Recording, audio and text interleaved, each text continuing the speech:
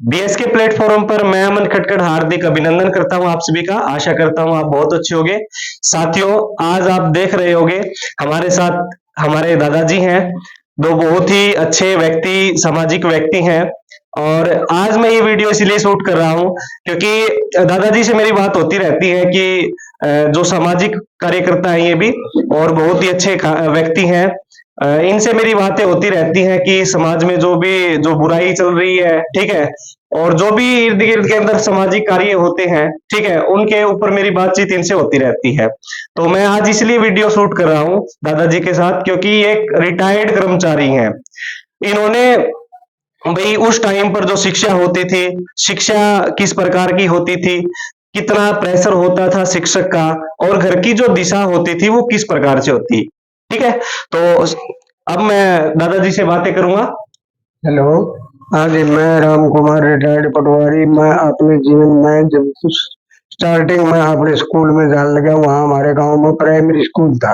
Primary school हुआ था? हाँ, प्राइमरी स्कूल था और प्राइमरी स्कूल में एक अध्यापक था और एक अध्यापक पांचों क्लासों को लाइन में बिठाकर बच्चों को पढ़ाया करते थे। हाँ। उस समय जो बच्चा स्कूल से गैर हाजिर हो जाता उसको बच्चे जाके उसके घर से पकड़ कर ले आया करते, राह में पीटते भी थे और स्कूल में आके अध्यापक जी पीटते थे।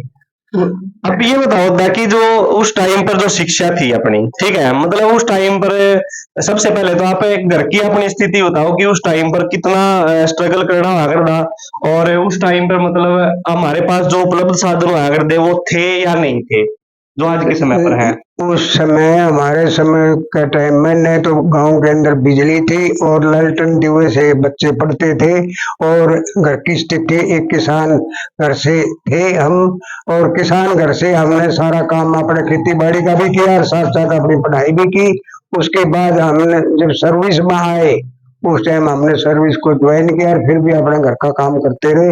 न कोई से साधन थे, न कोई फोन था, न कोई गाड़ी बुलेट मोटरसाइकिल थे, न कोई और था। हाथ से पैदल चलना, जाके दूसरे गांव में जाके सफर करना जहाँ भी जाना था।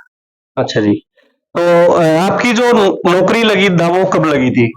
मैं 2/8/1979 को इरिगेशन डिपार्टमेंट के अंदर एज ए पटवारी के पद पर कार्यरत हुआ, और मैंने अपने जीवन में कई जगह दादरी, लोहारू, भिवानी, जींद के अंदर तकरीबन 32 साल 5 महीने सर्विस की, और मैंने अपना जीवन इस तरह से पार किया।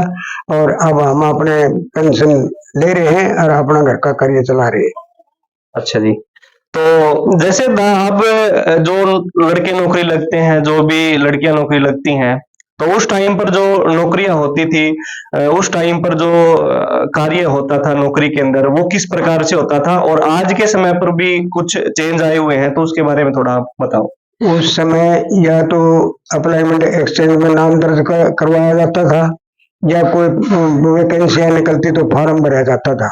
फॉर्म भरने के बाद उसका इंटरव्यू होता, और उसके बाद फिर जिस बच्चे की ज्वाइनिंग होती तो लेटर आ जाता ज्वाइनिंग के लिए, और अपनी ज्वाइनिंग की जाती। आजकल जो बेटा बेटियों के लिए सर्विस है वो आजकल कंप्यूटराइज सिस्टम हो रहा है, आपस में कंपटीशन हो रहा है। उस टाइम कोई कंपटीशन नाम की ऐसी कोई चीज नहीं थी। कंपटीशन बहुत बढ़ जाता है आज के टाइम पे, और कंपटीशन को बढ़ते हुए देखो आप, बहुत सारे ऐसे बच्चे भी हैं जो नौकरी के चक्कर में बहुत स्ट्रगल करते हैं। किसी के घर में जैसे भाई जो गरीब बच्चे हैं उनके घर में भी उपलब्ध साधन नहीं होते, तो बहुत सारे ऐसे बच्चे भी हैं जो गरीब परिवार से बिलोंग करते हैं और उन्होंने अच्छा नाम कमाया, अपने माता पिता का नाम रोशन किया है और हमारे हरियाणा प्रदेश का भी नाम रोशन किया है। तो अब जैसे नशे पते की अगर बात की जाए था, तो नशे पते की लत जो है वो पहले भी होती थी या अब जैसे बहुत ज्यादा बढ़ चुकी है? उस समय नशा पता का 90-95% ऐसा कोई नशा की बात नहीं थी। हमारे बुजुर्ग थे वो काफिया करते और अपनी खेती बाड़ी किया करते, और जो भी काम करने वाले वो अपना अपना काम करते थे। लेकिन आज के युग में मतलब एक तो नशा बहुत ज्यादा हो गया प्रचलित, और ओका बार फलाना धमका ये वो काफी मतलब अब मतलब बच्चों को जीवन को बर्बाद कर रहा है। तो जो नशे पते की लत है, ठीक है, युवाओं के अंदर बहुत ज्यादा बढ़ चुकी है। तो इस वीडियो के माध्यम से हमारा तो यही कहना है कि जो युवा साथी हमारे नशे पते की ओर अग्रसर हो चुके हैं, ठीक है, मैं उनसे निवेदन करूंगा कि आप नशे पते की लत से दूर होके आप शिक्षा के प्रति अग्रसर हो, ताकि आप जो है अपने मुकाम तक पहुंच सके। तो जो आज के समय पर जो कंपटीशन बढ़ चुका है उसके बारे में थोड़ा और बताओ ना, कि जो कंपटीशन है, कंपटीशन की भावना है कि बहुत ज्यादा बढ़ चुकी है बच्चों के अंदर भी। कंपटीशन तो इतना हो चुका है ये, जो मतलब है आज के समय में, चाहे बेटा हो चाहे बेटी हो, मतलब कंपटीशन से ही जो बच्चों को आगे चलेगा तो मतलब उसको कामयाबी मिलेगी। अगर जब पढ़ाई की ओर पूरा ध्यान नहीं देगा तो वो कंपटीशन में फेल हो जाएगा। तो भाई देखो, दादाजी ने बताया कि आज के समय पर बहुत ज्यादा कंपटीशन का दौर है। जो बच्चा शिक्षा के प्रति अग्रसर रहेगा, अच्छी तैयारी करेगा, वो कामयाब हो जाएगा। नहीं तो भाई देखो, वो है कि हरियाणवी भाषा में धक्के तो खाने हैं। ठीक है। हाँ ठीक बात है। अगर जो कंपटीशन में पीछे रहेगा तो फिर तो ये ऐसा तो है नहीं कि बाप को होटल में खाना खाए जा रहा, बाप फिर क्या सारी उम्र जिंदा थोड़ा रहेगा। बाप को एक समय आएगा जो उसको यहाँ से जाना भी पड़ेगा, और अपना पैरों पर खड़ा होगा तो वो कामयाब हो जाएगा, नहीं तो दर दर की ठोकरें खाता फिरेगा। अब जैसे ना उस टाइम पर जो आपके टाइम का जो स्कूल में जो टीचर हुआ करते उस टाइम पे, अब जैसे बहुत सारे ऐसे पेरेंट्स भी हैं जो बच्चे की मेयर करते हैं ज्यादा। ठीक है, यानी कि शिक्षा के प्रति अगर शिक्षा के लिए अगर टीचर डांट देता है बच्चे को, तो पेरेंट्स उसकी तरफ, बच्चे की तरफ हो जाते हैं, उसकी मेयर करते हैं। तो उस टाइम पर ऐसा सिस्टम था ना। हमारे समय के अंदर अध्यापक जी जो पीटते हम घर बताते थे, हमारे बुजुर्ग भी पीटते हमारे को, मैं पढ़ाई क्यों नहीं करी। आज का समय दूसरा हो चुका है, हमारे समय में ऐसा नहीं था। हमारे तो समय में पड़ोसी भी वो देख लेना भाई गली में बकवास करे तो उसको भी थप्पड़ मार दिया करते, लेकिन मतलब कोई शिकायत नहीं हुआ करती। आज जो जुबान बिल्कुल बदल चुका है। आज तो दजोर घरा घर के में बेड़ा पाट जब टीचर ने मारे हैं, थप्पड़ मारे हैं, मुर्गा बनाया है, तो स्कूल में पहुंचे हुए हैं पेरेंट्स। तो उस टाइम पर ये चीज नहीं थी। दादाजी ने बताया कि भाई उस टाइम पर ये चीज नहीं थी। और पड़ोसियों ने भी बेड़ा पाट जाया करता, भाई पीटा है स्कूल में तो वो भी मारा करते। ठीक है। तो बहुत अच्छी एक ये एक सोच थी पहले। आज के समय पर जो पेरेंट्स है, मैं पेरेंट्स से भी अनुरोध करूंगा कि आप जो है बच्चे की केयर इतनी ही करें, भाई उनकी मेयर इतनी ही करें कि आप उनको सक्सेस तक पहुंचा सके। ये नहीं है कि भाई बच्चे की गलती है और आप टीचर को भी डांट रहे हो। टीचर की कोई गलती नहीं है। ठीक है, टीचर तो समझाने के लिए, गाइड करने के लिए और अच्छी दिशा देने के लिए होता है। ठीक है, न कि उसको गलत दिशा में। कोई भी टीचर ऐसा नहीं होता। 99% टीचर ऐसे होते हैं, ये सोचते हैं कि भाई हमारे पढ़ाए हुए बच्चे सक्सेस हो। कोई टीचर ये नहीं सोचता कि भाई हमारे पढ़ाए हुए बच्चे नाकाम रहे, अनसक्सेस रहे। ठीक है।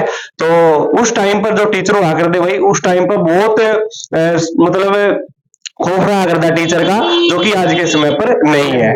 ठीक है, जो कि गलत भी है, कुछ पॉजिटिव इफेक्ट भी है और कुछ नेगेटिव भी है। पॉजिटिव तो देखो, पॉजिटिव क्या हो सकते हैं, जैसे टीचर अगर डांटता है तो उसके प्रति पॉजिटिव इफेक्ट क्या हो सकते हैं।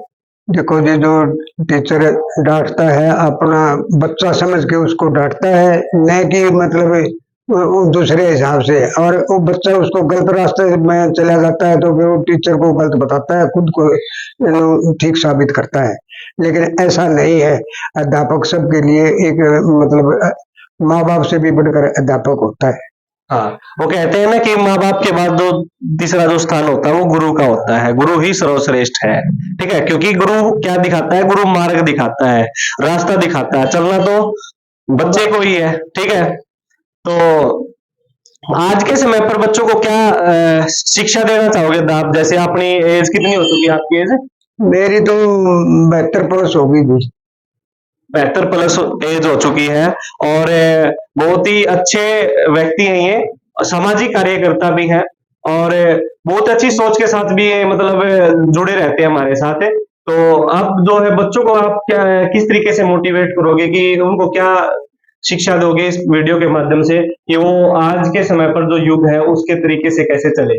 मैं तो ये शिक्षा तो नहीं कह सकता, लेकिन मैं तो ये कह सकता हूँ बच्चे को अपना जीवन संवारने के लिए जो अध्यापक की जो बातें हैं उनका ऊपर अमल करें और अपने जीवन का अगले समय के लिए मार्गदर्शन अच्छा करें, ताकि वो अपने हरियाणा स्टेट में कामयाब होकर दिखाएं और अपने माँ बाप की इज्जत बढ़ाएं। तो आज की वीडियो में हम इतना ही डिस्कस करेंगे। मिलते हैं नेक्स्ट सेशन के अंदर, तब तक के लिए आप जुड़े रहिएगा बीएसके प्लेटफॉर्म पर। जय हिंद, वंदे मातरम।